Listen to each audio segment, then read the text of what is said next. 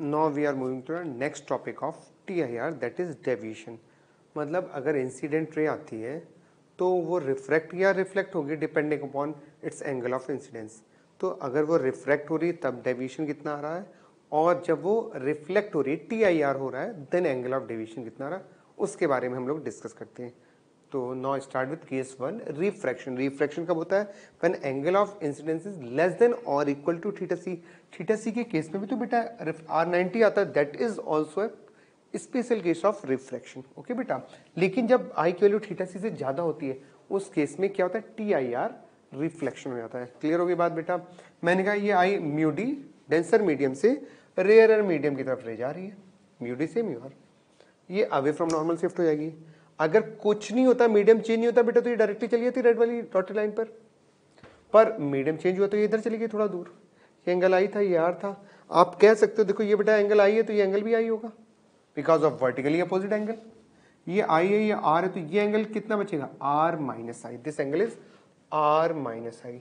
तो क्या मैं कह सकता हूं ये जो R माइनस आई एंगल है this is actually angle of deviation. तो क्या मैं लिख सकता हूं angle of deviation is nothing but R minus i. Clear होगी बात बेटा? टोटल R ये आई तो R minus i, this is angle of deviation. Clear होगी बात बेटा? R निकालने के लिए मैं स्नेल्स लॉ लगाता हूं। देखिए म्यू डी डेंसर से rarer, mu d sine i is equal to mu are sine r. Sine r कितना आ गया देखिए, mu D by mu are sine i. Clear होगी बात बेटा? तो आर को क्या लिख सकता हूं देखिए, साइन इनवर्स हो जाएगा और कुछ नहीं होगा, mu D by mu are sine i. तो क्या मैं आर की वैल्यू यहां पुट कर दूं? देखिएगा बेटा, this is sine inverse mu D by mu are sine i minus i. ये क्लियर होगी बेटा? ये आ गई आर की वैल्यू और इसमें आपने क्या रख दिया? माइनस साइन आई। आपने यहाँ आर की वैल्यू, ये पूरा आर था, इसको उठा के उधर रख दिया और ये आई आ गया। This is actually your angle of deviation. Clear हो गई बात बेटा? अब मैं केस 2 पर जाता हूं। Case 2 TIR। जब TIR होगा तो I is greater than theta c. जैसा हम लोगों ने रिफ्लेक्शन में पढ़ा था, अगर I पर एंगल ऑफ इंसिडेंस होता है तो एंगल ऑफ डेविएशन जो आता है वो आता है 180 माइनस 2I। तो यहां तो क्लियर है, I पर आएगी, I पर जाएगी, तो ये एंगल कितना आएगा? ये स्ट्रेट लाइन तो 180, I 2I, ये 2I, ये पूरा एंगल 2I, ये पूरा एंगल 180, तो बचेगा एंगल कितना? This is nothing but 180 minus 2I। जब TIR होगा तो डेविएशन का फॉर्मूला 180 माइनस 2I। जब आपका रिफ्रैक्शन होगा तो आपका डेविएशन का formula sine inverse mu D by mu are sine i minus i. Clear हो गई बात बेटा? समझ में आ गई बात? अब इसके एग्जांपल पार्ट पे चलते हैं, एग्जांपल करके देखते हैं बेटा। Find angle of deviation in the following case. इस केस में √2 दिया है, म्यू1 म्यू2, और आपको आई के डिफरेंट वैल्यूज के लिए निकालना है। क्लियर हो गई बात बेटा? तो मुझे ये पता करना पड़ेगा कि आई की इन वैल्यूज के केस में हो क्या रहा है। हो क्या रहा है इन द सेंस, इस केस में रिफ्रैक्शन हो रहा है या TIR हो रहा है। आई की वैल्यूज दी गई है तो आपको क्या चाहिए कंपेयर करने के लिए? Theta c. थीटा सी का फॉर्मूला आपको पता ही है। क्या है थीटा सी का फॉर्मूला? आपको पता है, theta c is nothing but sine inverse mu are by mu d. आप सॉल्व करते हैं, sine inverse mu are by mu d, sine inverse mu r rarer medium का रिफ्रैक्टिव इंडेक्स, ये 2 है, ये √2 है, ये कम है इसलिए this is rarer, this is denser. तो क्या म्यू आर की वैल्यू √2 हो जाएगी, म्यू डी की वैल्यू 2 हो जाएगी? तो मैं लिख देता हूं √2/2, 1/√2। Theta c is 45। क्लियर हो गई बात बेटा? अब मैं ये सोल्यूशन वाले पार्ट पे निकलता हूं। ये मैंने आपके थीटा सी की वैल्यू निकाल ली है, तो मैंने कहा अब ए पार्ट देखते हैं। ए में angle of incidence 30 is less than theta c. 30 theta सी से कम है। अगर 30 थीटा सी से कम है तो इसका मतलब क्या हो रहा होगा? रिफ्रैक्शन हो रहा होगा। रिफ्रैक्शन हो रहा होगा तो आपको वैल्यूज पुट करके सॉल्व करनी पड़ेगी। करते हैं बेटा। यानी ये पहला केस हो गया, case 1, this is case of refraction. ये रिफ्रैक्शन का केस है। रिफ्रैक्शन के केस में मेरे पास फॉर्मूला है ही sine inverse mu D by mu r. Mu d is nothing but mu d is 2/√2 sine i मतलब sine 30 minus i is 30 degree. Solve करते हैं, देखना बेटा साइन इनवर्स, ये √2 ऊपर आ जाएगा, साइन 30 1/2 माइनस 30 डिग्री। क्या आपको समझ में आ रहा है? ये 1/√2 बन जाएगा, √2/1/2 इज √2/1/2 इज 1/√2। अगर साइन इनवर्स 1/√2 आ रहा है आपके पास, तो ये आ गया sine inverse 1/√2 minus 30, 45 minus 30 15 degree.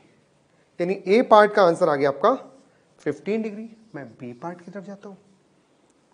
ये क्लियर हो गया बेटा? इस फॉर्मूले में वैल्यू पुट कर दी, आपका आंसर आ गया 15 degree. B part, B part के लिए मैं सॉल्व करता हूं। बी में आई गया कितना दिया 50, थीटा सी कितना दिया 45। तो क्या मैं देख सकता हूं बेटा कि 50 is greater than theta c? अगर 50 थीटा सी से बड़ा होगा तो क्या होगा? T I R. This is the case of T I R, और टी आई आर के केस में आंसर था 180 माइनस 2i। सो क्या डायरेक्टली आंसर लिख दूं मैं बेटा? 180 minus 2 into 50 turns out to be 100 minus 180 minus 100 यानी 80 डिग्री। क्लियर हो गई बात बेटा? क्या मैं सी पार्ट भी कर सकता हूं? आई 60 दिया तो क्या मैं बोल सकता हूं 60 इज ग्रेटर देन थीटा सी? ये भी क्लियर हो गया होगा बेटा। अगर 60 थीटा सी से बड़ा है तो आप क्या कर सकते हो? यहां भी क्या होगा? T I R. अगर टी आई आर होगा तो आंसर वापस से 180 minus 2i, 180 minus 2 into 60 120, 180 minus 120 is 60 degree. Clear हो गई बात बेटा? अगर आपका एंगल थीटा सी से कम है तो आप ये सॉल्व करोगे, एंगल थीटा सी से ज्यादा है तो ये वाला फॉर्मूला अप्लाई करोगे। बस आपको थीटा सी निकालना है और चेक कर लेना है रिफ्रैक्शन हो रहा है कि T I R. This is the case of refraction, ये वाला फॉर्मूला लगाया। these two cases are of for TIR, मैंने 180 माइनस 2i वाला फॉर्मूला अप्लाई कर दिया। क्लियर हो गया बेटा? Now we are going to discuss graph of deviation. हम लोगों ने डेविएशन के लिए जो कंडीशंस थी, दोनों कंडीशंस के लिए फॉर्मूला निकाल लिया था। क्या था? अगर आई थीटा सी से कम या इक्वल होगा उस केस में रिफ्रैक्शन होगा, और रिफ्रैक्शन के केस में एंगल ऑफ डेविएशन का ये फॉर्मूला आ गया था। और if i is greater than theta c, अगर आई थीटा सी से बड़ा होता है तो उस केस में टी आई आर होगा। टी आई आर के केस में angle of deviation 180 minus 2i। इसके क्वेश्चंस भी हम लोगों ने अभी किए थे, तो इसके ऊपर एक ग्राफ भी ड्रॉ करते हैं। क्या इसको समझते हैं? आई इज लेस देन और इक्वल टू थीटा सी, मतलब इसकी मैक्सिमम वैल्यू क्या है? Theta c. अगर मैं थीटा सी पुट करता हूँ, let if i is theta c, i theta c हो जाता है तो मैं क्या बोल सकता हूँ? Angle of deviation is nothing but sine inverse mu D by mu r. I जगह मैं थीटा सी रख दूंगा बेटा। क्लियर हो गई बात बेटा? आपको पता साइन थीटा सी का फॉर्मूला था mu are by mu D, यहां से आएगा sine inverse mu D by mu are. Sine theta C का formula mu are by mu D minus theta C. 1 sine inverse 1 is 90 minus theta सी। मतलब इस case में angle of deviation जब I max हो रहा है तो ये भी मैक्स हो जाएगा 90 माइनस थीटा सी। क्लियर हो गई बात बेटा? तो ये मैक्सिमम वैल्यू इस केस में आ जाएगी 90 माइनस थीटा सी। क्लियर हो गया? इसी तरह से इस केस में रख देंगे, अगर थीटा सी से जस्ट ज्यादा होगा तो 180 माइनस 2 थीटा सी। इसका मतलब अगर आई थीटा सी से छोटा होगा तो इस फंक्शन का ग्राफ बनाना पड़ेगा आपको, और आई अगर थीटा सी से बड़ा होगा तो इस फंक्शन का ग्राफ बनाना पड़ेगा। ठीक है बेटा? तो मैंने ग्राफ बनाया deviation and angle of incidence I. Clear होगी बात बेटा? तो अगर मैं फर्स्ट पार्ट के लिए देखूं तो फर्स्ट पार्ट में है deviation is equal to sine inverse mu D by mu are sine I, I sine I दो बार है, इसका कर्व ग्राफ बनेगा। सेकंड ग्राफ में समझ सकता हूं इजिली, ये स्ट्रेट लाइन ग्राफ है। वाई की क्या लिखा है? Angle of deviation. एक्स ये क्या लिखा है? आई। तो मैं बोल सकता हूं y is equal to 180 minus 2i, एक ऐसी लाइन जिसका स्लोप निगेटिव होगा, ऐसी लाइन जिसका स्लोप निगेटिव होगा। क्लियर हो गई बात? -2 इज द स्लोप एंड ये एक स्ट्रेट लाइन आ जाएगी। आई की मैक्सिमम वैल्यू कितनी हो सकती है? 90 रख दीजिए। डेविएशन कितना आ जाएगा? 0। यहाँ पे 90 रखेंगे आई की वैल्यू तो डेविएशन कितना आ रहा है? 0। वाई कोऑर्डिनेट 0 हो जाएगा। क्लियर हो गई बात बेटा? तो ये straight line I for T I R, this curve line is for refraction. Clear हो गई बात बेटा? अगर मैंने आई की वैल्यू थीटा सी रखा तो यह है 180 माइनस 2i। क्लियर हो गई बात बेटा? मैं एक एग्जांपल देके आपको समझाता हूं। लेट सपोज जो आपने सबसे पहले किया था, ये medium mu is equal to 2 है, ये medium mu is equal to √2 है। एंगल ऑफ इंसिडेंस इस पे आ रही है आपको याद होगा डेंसर टू रेयर जाते हैं हम लोग D2R। अगर मैं D2R जाता हूं तो मैं बोलूंगा साइन थीटा सी का फॉर्मूला आपको याद है mu d mu are by mu d. Mu r क्या हो जाएगा √2, म्यू डी क्या हो जाएगा 2, √2/2, √2/2। तो थीटा सी क्या 45 आ जाएगा बेटा? वेरी गुड, थीटा सी आ जाएगा 45। साइन थीटा सी आ जाएगा √2/2, 1/√2, थीटा सी आ गया 45। क्लियर हो गई बात बेटा?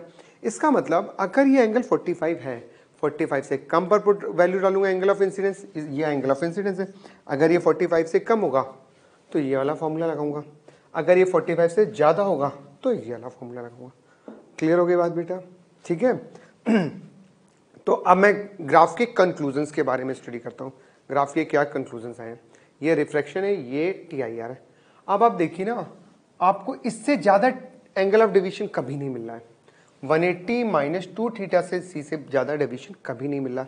इसका मतलब कोई भी आई की वैल्यू ऐसी नहीं है जिसके लिए आपका एंगल ऑफ डेविएशन 180 - 2 थीटा सी से ज़्यादा हो। वही लिखा है, there is no value of I, कोई भी आई की वैल्यू नहीं for which angle of deviation is more than 180 - 2 theta C. Clear हो गई बात बेटा?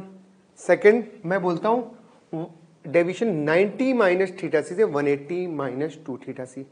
इसका मतलब हो गया अगर आपको इन दोनों के बीच में डेविएशन चाहिए तो आपकी आई की एक यूनिक वैल्यू आएगी, क्योंकि आप ग्राफ ड्रॉ करोगे, कट करोगे तो वो सिर्फ एक पॉइंट पर इस ग्राफ को कट कर रहा है, तो आपकी एक यूनिक वैल्यू ऑफ आई आएगी।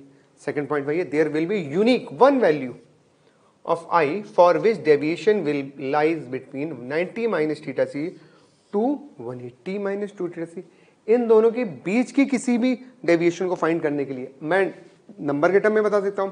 जैसे यहाँ थीटा सी 45 आया था, तो 90 - थीटा सी की वैल्यू क्या हो जाएगी इस केस में?